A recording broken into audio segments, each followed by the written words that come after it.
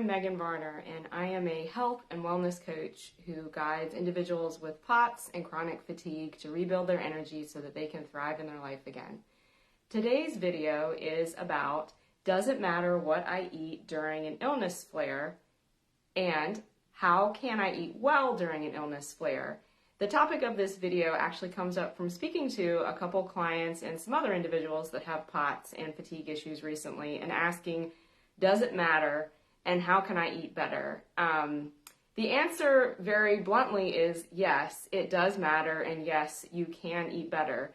Figuring out how to fuel my body to thrive has been a huge part of my own journey with POTS and chronic fatigue, and I can say it's super important to feeling better and getting your energy back.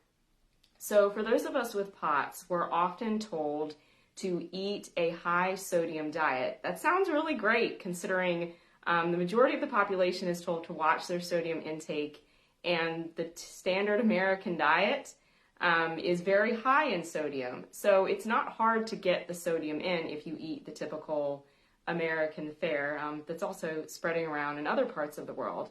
However, there are some downsides to eating the standard American diet or pushing things like ramen, canned soups, TV dinners, fast foods, potato chips, to name a few things, because those can actually tax the body more. Yes, you're getting in that sodium that helps boost your blood volume, helping your energy levels improve by better regulating your heart rate. Just a side note on that, those that have a form of POTS that's hyperadrenergic sometimes are not actually told to increase their sodium. So this is especially maybe helpful to listen in on. There are other ways to increase your sodium though, so that you're not taxing your body. I want to talk a little bit about the why behind the importance of eating a healthier diet and not eating these high sodium, highly processed foods that's very available to us. No matter who you are, all of these, like I said, are very taxing on the body as they require more filtration from our detoxification systems and can also drive inflammation in the body. Just having more inflammation and having to process foods more or food-like substances more can be very draining and make you more tired. You can also have a higher possibility of reacting to the other preservatives in these foods. There's sodium in them and other things that make them taste good. And these other things that make them taste good or make them last are tough on our bodies. We were not meant to have to process those and how we were created or evolved, depending upon your perspective on that. Another negative impact to kind of think about what these processed foods do on our body is the impact that they have on our gut microbiome. Our gut microbiome is kind of like a terrarium of all the good and bad bugs, yeast, bacteria, fungi, viruses that live in our digestive tract. We have a microbiome in other areas of our body like our skin, but our gut is extremely important as having the good bugs in balance help us digest and absorb the nutrients in our food. And if we're not getting the nutrients in our food, we're not going to have very good energy. The other amazing thing about our gut microbiome and the importance of it in feeding it well is that a lot of our neurotransmitters are made there. Neurotransmitters send chemical messages throughout the body, notably to our brain and in the other parts of our nervous system that help regulate how we feel, both physically and mentally. So when our gut bugs aren't happy, we're not getting the good neurotransmitters produced down there. The other piece of highly processed foods that probably many of us are familiar with is that they tend to negatively impact our blood sugar. And for those that have POTS and other fatigue issues, when you are eating a highly processed diet, your blood sugar can kind of go like a roller coaster, up and down and up and down. I call it the energy roller coaster with clients quite often. Being on this energy roller coaster can make anyone not feel very good. It increases our craving for more quick energy processed foods. But those of us with POTS are extra sensitive, appearingly. There's actually a study done I came across at Vanderbilt that showed that we do not tend to tolerate straight glucose or foods that don't have other things like fats and proteins and fiber with them, as it stores our blood sugar high and we can have a following by a crash. This can shift us into more of a sympathetic fight or flight state that those of us with POTS and other individuals with chronic illness can more easily kind of get stuck in, and that can significantly drain our energy, and so you're not able to level off. So another reason to think about it when you pull out that bag of potato chips versus some other snacks I'm going to mention in a bit. So you may say, well, that's good, but it's super easy to eat all these processed foods, and what am I supposed to eat? Well, there are great alternatives out there, but a good approach to think about if you have needs to balance your energy levels is make protein king. And by that, I mean with every meal or snack, try to include some form of protein. The general guidelines out there are around 20 to 30 grams for a meal, and spreading it out between meals and snacks can help you get the recommended amount of protein per day. That can range quite a bit from like 0.3 grams per pound upwards to like 1 to 1.1 grams per pound, which is quite a bit. It's important to check with your doctor to see what their recommendations would be with respect to that. But again, for the most part, 20 grams a meal. And if you do eat meat, that's about the size of your palm for a serving. If you are not a meat eater, it's helpful to look at the serving sizes and what the protein content is on the particular foods that you eat. So like 20 grams of protein would be like 3 eggs, a cup of Greek yogurt, a cup of tofu, a half a cup of pumpkin seeds. And I mentioned about half of that would be good for a snack. I'm a big fan of nut butters because that also gets in some healthy fats along with the protein. And the other piece to help fueling yourself, it's not all about protein, is getting the carbohydrates, not from the processed or highly processed foods, I should say, but getting them from whole food carbohydrates like fruits and vegetables or whole grains.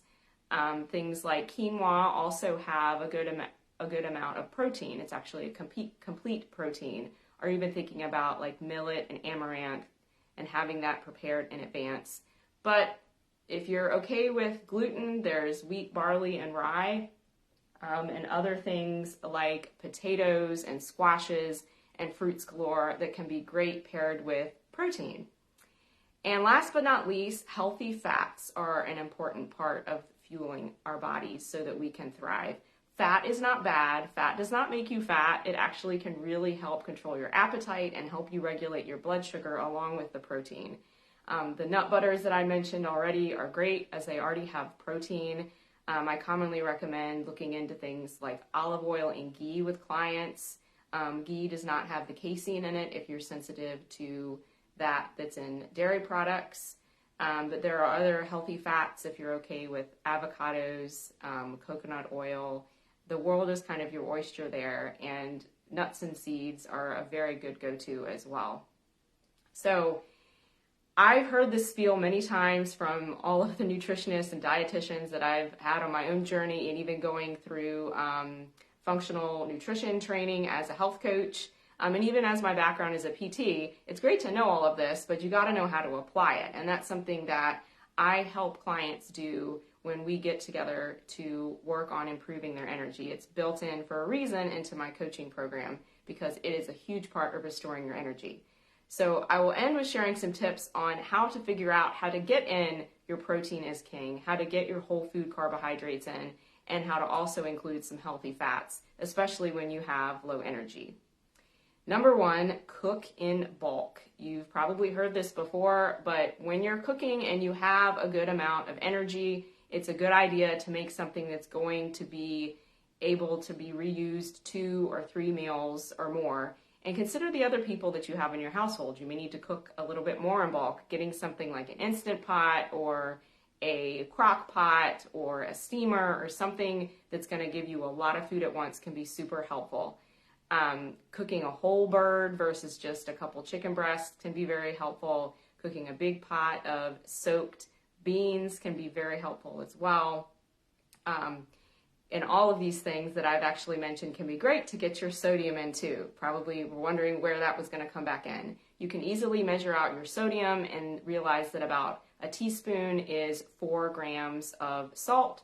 So depending upon how much sodium intake you want to have, check with your physician as to how many grams of salt that you want to get in. Salt is about 40% sodium, so that's just a good ballpark to begin to think.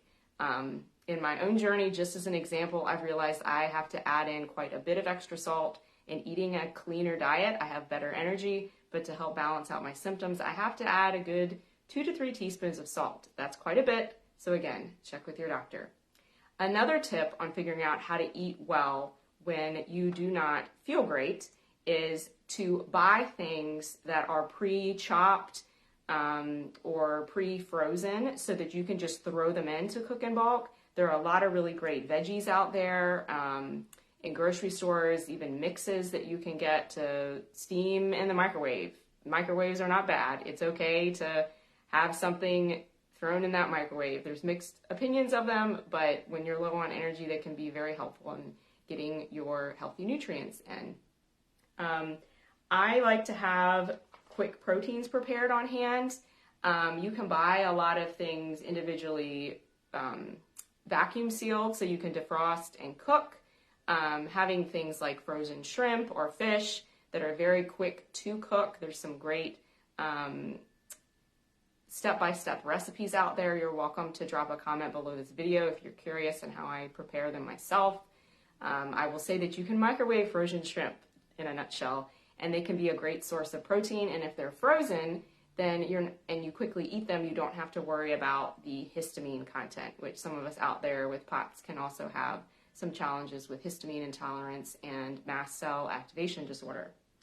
Other quick proteins are like the ones that I mentioned before: nut butters, Greek yogurt. You can put a big old dollop of Greek yogurt on a sweet potato and you got a great basis for a small meal or a snack there. I also love the hard-boiled eggs and the pumpkin seeds. Blending those with different things can be great. And if you're having a lot of trouble, as some of us with POTS do with digestion, there's always protein powders out there that you can make smoothies with. Some of my favorite ones are collagen-based. Those can also be very good for your gut, or pea, sunflower seed, or pumpkin seeds based. I have no connections to the brand, but I do like the Truvani brand. I'm also a fan of Vital Collagen, if you want some suggestions on ones to check out.